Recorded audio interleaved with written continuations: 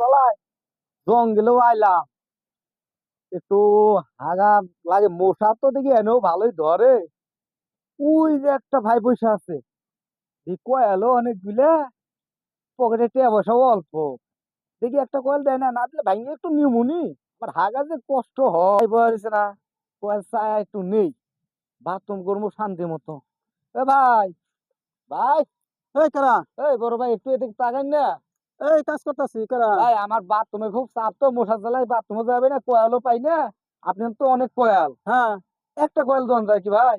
ভাই কল কি আপনি নিকে টানি নাই? ভাই ঠিক আছে ভাই, হাগার যে কষ্ট ভাই, মশা ওই যে খালি দেখতেছেন না কামড়ায়, যে খালি এই যে কত কামড়ায়। কল জ্বালাইছি, মশার জ্বালায় কোনো বই থাকুন না ভাই না। একটু অনেক কয়েল না ভাই, একটা কয়েল দেন আচ্ছা কল ভাই। আপনি কি করবেন? ভাই আমি টয়লেট করুম ভাই।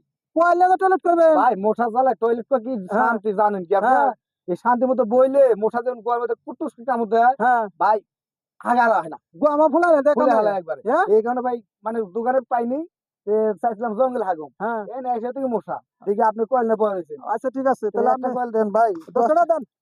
10 টাকা লাগবে, 5 টাকা হ্যাঁ নেন 10 টাকা 10 টাকা 10 টাকা ভাই, দেন। 5 টাকা নেন। না না তো ধরেন দেন, ঠিক মতো আইগেন, ঠিক হ্যাঁ আছে হ্যাঁ হ্যাঁ। দেন। ঠিক আছে।